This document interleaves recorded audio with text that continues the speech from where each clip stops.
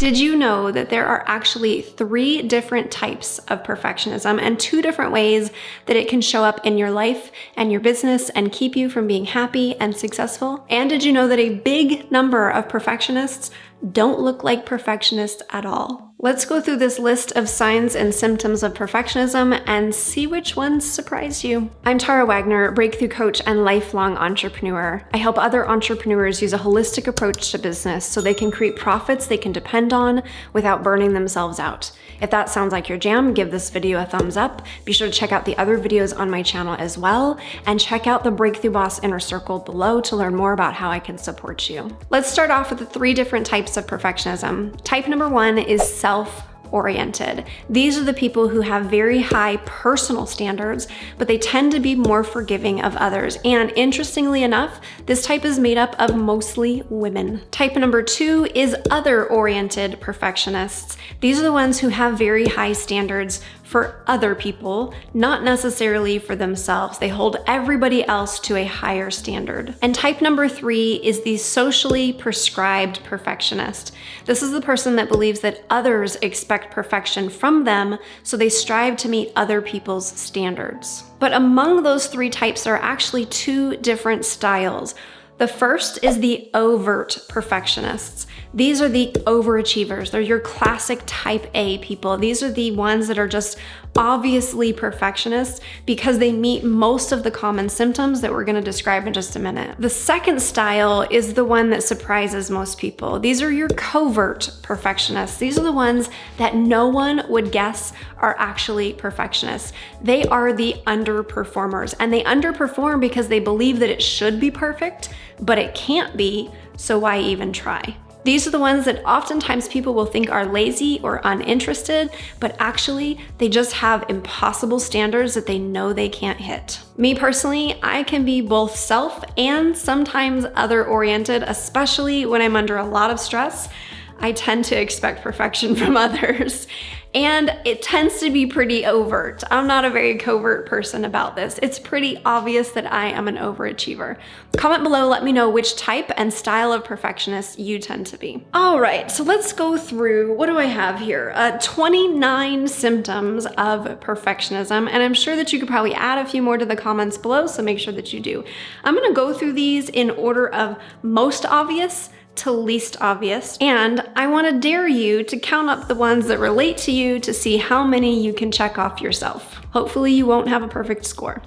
All right, symptoms of perfectionism. Number 1, redoing small tasks over and over. So this is like proofing, fine-tuning, perfecting little tiny details on the things that you're working on. This is the most obvious one, right? This is the one that everybody thinks that all perfectionists deal with. Not all of them do, but it is a really common one. You're especially gonna notice details or issues or typos, things that other people aren't gonna notice, because that might just be the way that your brain works. You just kind of zero in on the things that need fixing, and that's not necessarily a bad thing, but obviously it can become a problem. Number 2, kind of along those same lines, is redoing big projects over and over. You get almost to the end of it and then you're like, I don't like it, I scrap it, I want to start all over again. This is probably one of the most detrimental symptoms of perfectionism, because it really leads to burnout if you feel like whatever you're creating is just never going to be good enough and you're constantly starting over from scratch. Symptom number 3 of some perfectionists is picturing other people judging you. I've always had this picture in my mind of like people with pitchforks. I don't know what it's about, but that's how that shows up for me. It might show up differently for different people. There might be specific people that come to mind when you're worrying about making mistakes. It might be non-specific people. It might just like be my people with pitchforks. There's never any pictures or faces on those people. It's just a group of angry people with pitchforks. And so however that shows up for you, it's really important to understand that this is actually a symptom of perfectionism, worrying too much about what other people are going to think or say or how they're going to react. Comment with pitchforks if you ever worry too much about what other people are thinking. Number 4 for some perfectionists is judging other people and kind of enjoying their failures. If we have these really high standards, either for ourselves or other people, we can be really judgmental when other people aren't reaching those same standards. But we can also feel kind of happy when they don't, because if we're not reaching those standards, it makes us feel better when other people don't either. So if you kind of catch yourself being judgy, that could actually be a sign of underlying perfectionism. Number 5 is never feeling satisfied, especially satisfied with outcomes. When something is all said and done, you look at it and you just see how it could have been better, how it should have been better, how it wasn't exactly what you wanted it to be, and you never really allow yourself to enjoy it. You never really allow yourself to feel happy about something. Number 6, you have a lot of the symptoms of a fixed mindset. And there are a lot of them. So if you want to go through those, make sure to check out the video above my head or down in the description. Number 7, you can't concentrate if things are messy or disorganized. Ooh, like that one rings some bells, right? It's this idea of like, if our desk is a mess, our office is a mess, our house is a mess, we can't focus on what we need to focus on. And it happens because our brains are so oriented around seeing the imperfections, seeing what's wrong. We're focusing on that and we can't keep ourselves focused in the right direction. This doesn't mean that you should have to put up with a mess or be disorganized to be a happy person. That's not what it means at all. It just means that we should be able to, or we should learn how to shut off what doesn't matter so that we can focus on what does. Comment with messy if you ever struggle to concentrate because you're noticing all the imperfections around you. Symptom number 8 of perfectionism is that you take a long ass time to make a decision, probably because you're worried about making just the right decision and you're worried about making any mistakes. You want to make sure that you get it right, that you don't mess anything up, that you avoid every potential problem. And you don't realize that that's just unnatural. Like, you just can't avoid every potential problem. You will make mistakes, and that's how you get to the right decisions, is by figuring out some of the wrong ones. Number 9 is along those same lines. You spend hours researching the best of everything. The best restaurant, the best book, the best software, the best whatever it is. You're gonna read through every review. You're gonna just research. And again, take forever to make those decisions because you're trying to make the best one. No mistakes, no imperfections. It's gotta be just right. Number 10, you say things like, I just have high standards and I don't see what's wrong with that. I'm laughing because I'm taking this from my own life right now. I say that exact thing all the time. And again, I like my high standards, and you might like your high standards too, but we both get to learn how to make sure those high standards are not actually making us miserable or making the people around us miserable as well. Number 11, you find yourself saying things like, if I want it done right, I have to do it myself. Because as a perfectionist, we can often not trust other people to do it well. We think that it has to be perfect, and we know what perfect is, and therefore we have to get in there and do it, and we don't allow other people the opportunity to try or to learn or to make mistakes or to get better at something, because we jump in and make sure that it's getting done correctly. This leads to number 12. You won't hire, especially if obviously you're in a business, or if you're not in a business, you won't delegate. You won't let anything go. Everything has to be yours. You have to do it just the right way. Again, you know the right way to do it, and you got to do it yourself. And so you won't ask for help, and you won't receive help when it's offered to you. Comment below and let me know which of these is resonating with you so far. Number 13, you micromanage the people you do hire or delegate to. You're over their shoulder, you're nitpicking, you're telling them what they should be doing, and then probably you're just jumping in and getting it done for them. The thing we need to remember as perfectionists is that it doesn't necessarily matter how it's done. What matters is the final outcome. And we gotta let people kind of have their way of coming to that final outcome, because everybody has a different method, everybody has a different style. Everybody has a different learning style or approach to figuring things out, and we need to respect that. And as perfectionists, that can be really difficult to do because we are so keenly aware and tuned into all these little micro details that probably don't matter to anybody but us than we are to that final outcome. Number 14, you care more about positive feedback than helpful feedback. And what I mean by this is that as perfectionists, we can really try to avoid what we consider negative feedback.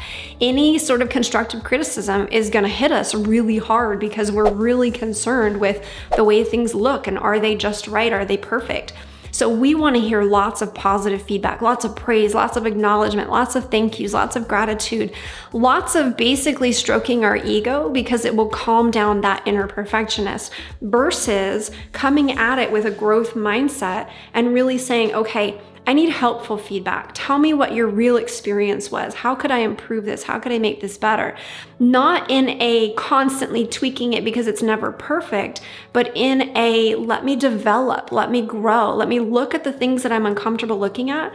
Let me look at my shortcomings. Let me look at my imperfections and be okay with them so that I can develop them. Number 15, you struggle with imposter syndrome. And I have a video on symptoms of imposter syndrome. If you want to check that out, I will link it above my head and in the description below as well. It's a little bit eye-opening and uncomfortable, and there's a lot of overlap between imposter syndrome and perfectionism, so I highly recommend checking that one out too. Number 16, you crave approval, but when you receive it, you struggle to believe it, right? So somebody might give you positive feedback and then you're just like, oh, they're just saying that, or they're just, they're shining me on, or that's just not true, or they're crazy or whatever.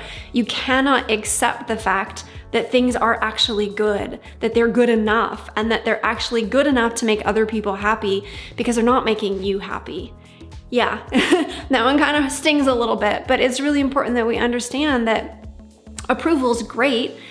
Positive feedback or helpful feedback is also great, but we've got to be able to look at the truth of something. We got to be able to look and see when something can be improved, and we got to look and give ourselves credit when it actually doesn't need to be improved. Along those same lines, or a more specific example or symptom of perfectionism, is number 17, turning compliments into self-criticisms. And this will happen when somebody does give you a compliment, but you turn around and you say something negative about yourself.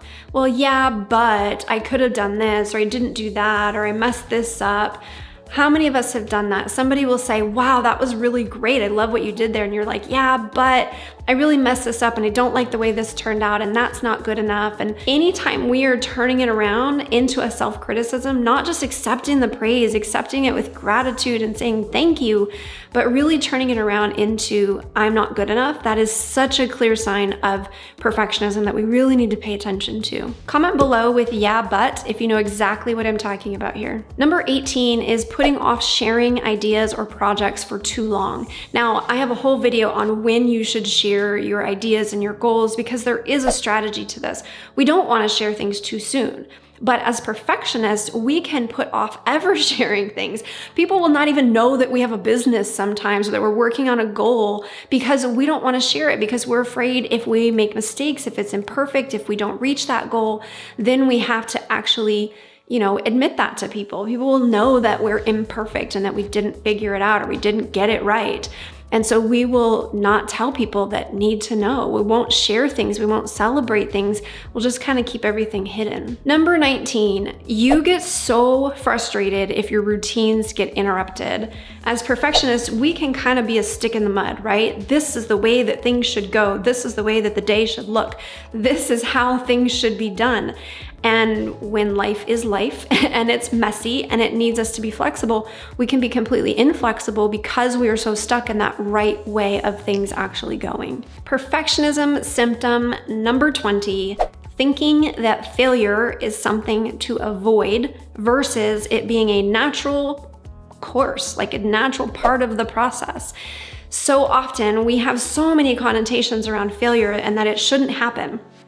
I want to challenge you to find one successful person who does not have failure in their past. Failure is what gets you to success. It's what helps you to learn. It's what helps you to master something. You can't just know the right way to do it. You got to know it so deeply that you know all the wrong ways to do it too. And that only happens when we mess up, make mistakes, or fail at something. Because of number 20, that can lead us to number 21, which is you avoid things that are hard. Because you don't want to fail, you don't want to mess it up, you don't want to make mistakes, you just keep it easy, right? This is where you start to look like that underachiever or that covert perfectionist, because if something is too hard and you don't feel like it can be perfect, you don't feel like you can really get it to the level that you're supposed to get it to, you're not going to do anything at all. You're just going to avoid it. You're going to take the easy route, and the easy route often looks like not doing much of anything at all. Number 22, you have no idea how to even celebrate your wins. This is because as perfectionists, we can be so focused on the imperfections, where it's not there yet, how much further we have to go. We're so focused on overachieving that we don't slow down to celebrate the achievements that we've had all along the way. And a lot of people will be like, well, what does it matter? This was definitely me in the past. I was like, what does it matter if I celebrate something? And to this day, I'm still kind of struggling to slow down and remember to savor the moment and celebrate it. Here's why it matters. Because when you celebrate, it feels good. And when you feel good, you can do good and your life is better. If you can actually just savor something and enjoy something for once versus constantly looking at what's wrong with it or what's next, your life is going to change. It sounds simple, it sounds simplistic, it sounds too easy, but it really does make a big difference when we allow ourselves to just celebrate our wins. It actually gives us more motivation. It actually helps us to get more done. It helps us to make more improvements when we actually feel good about the progress that we're making. Number 23, if you are a other-oriented perfectionist, you are going to feel easily irritated when people make mistakes or they mess up, or they're lazy, or they're imperfect, right? Because you're holding people to a really high standard. Maybe it's the same standard you hold yourself to. Maybe it's a higher standard than what you hold yourself to. But when they're not reaching that standard, you're gonna be super critical, and it can really come across as irritation with others because they're not reaching the standards that you're trying to hold them to. It doesn't matter what their standards are, it matters what you want from them and the perfectionism that you're kind of placing over them. Number 24 is kind of a sneaky symptom of perfectionism, and that is when you struggle to open up to other people. Opening up to other people means being vulnerable and sharing our imperfections and showing that we are human. And that can be really uncomfortable when we think that we need to be perfect. So it's really common for perfectionists to kind of hold themselves tightly buttoned or keep their cards close to their chest or not easily develop relationships with people because of that discomfort with they're going to see that I'm not good enough. They're going to see that I'm imperfect. What are they going to think of me? And so on. Number 25, you have an all or nothing personality. Your motto is go big or go home. You are all in or you are completely checked out. This is relatable. This is something that I've definitely struggled with. This idea of if I can't do it to 100% capacity, again, what's even the point of trying? It's really important when we notice this to make sure that, we're doing this in a healthy way, that we understand when it's appropriate to do this and that we're not just checking out because we think that something can't be perfect. Number 26, insisting that you need to see the big picture before taking any action. Again, this is really relatable. Here's a common way that this shows up for me. If I am going through a course or some sort of program or process or something like that, I need to actually watch everything, learn everything, figure out the big picture, and then come back and start taking action. Sometimes this is helpful, it's just my learning style. I'm a big picture thinker, but sometimes I end up doing this simply because I don't want to make a mistake and have to go back and redo it. So it's that perfectionism coming in that's actually stopping me from making progress. I'm spending so much time trying to wrap myself around the big picture, sometimes overwhelming myself and making it so I can't take any movement at all or any steps at all, instead of just starting to take steps and figure it out as I go along. If you catch yourself doing this, it's really important that you know where to draw that line. How much of the big picture do I actually need versus do I need every single detail of the big picture before I can start taking steps? And remind yourself that it's okay to take some steps and come back and redo them because that is the process of learning and getting things better. We don't get things right on the first try. We get things right by putting them out there, getting feedback on them, coming back and tweaking them, putting them out there again, getting feedback on them, coming back and improving it. It's a process, right? And it spirals up over time. It's not just one straight line to the top. We really get to come back to things again and again to make them better and better. Number 27, you don't bounce back from setbacks very easily. They hit you really hard. You take it really personally if you have a setback. It can often feel like life is out to get you or that you're never gonna win, so why try?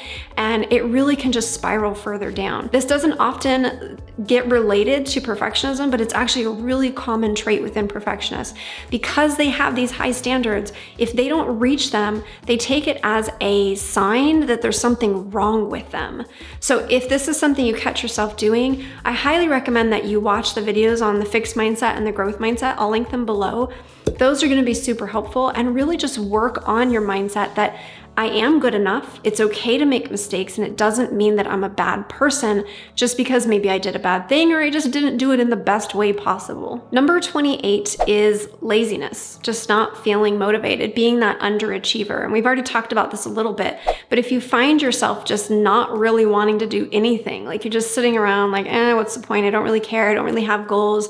Ask yourself, is that because you actually do have really high standards for things? You actually do believe that there's a right way to do it, but that you can't do it, and therefore you're not even gonna try. I know a lot of these types of perfectionists. I'm related to some of them. And once I realized that it was actually perfectionism, it really helped me to know how to support them better, because now it wasn't just encouraging them to go and do something, it was encouraging them to know that they could do something. So use that for yourself. Remind yourself that yes, I can do this. Yes, there's gonna be setbacks. Yes, there's gonna be challenges. No, it's not gonna be perfect. It might be a long road to get to that point of the results that I want, but I can figure that out. This is normal and natural to put in that time, to pay my dues, to be able to get there over time and not overnight. Number 29 is depression. Depression is a really common symptom of perfectionism. When we have these high standards and we're not reaching them, we end up feeling not good enough. And when we feel not good enough, all of life feels pointless. So if you are somebody who is struggling with depression, or you've struggled with depression in the past, ask yourself, is this at the root of it? Is this feeding into this depression? Because until you heal that piece, that belief, it's gonna be really hard to be able to move out of that depression. How many of these signs and symptoms of perfectionism do you resonate with? Comment below and let me know your total. And hey, no shame. You're human, and we're all going to be messy and imperfect. But how do you make sure that your perfectionism is a healthy striving and not an unhealthy pressure on yourself? Be sure to watch my next video on how to overcome perfectionism for some tips from a recovering perfectionist. Fist bump in the comments if you made it to the end of this one. Thank you so much for watching. I'll see you in the next one.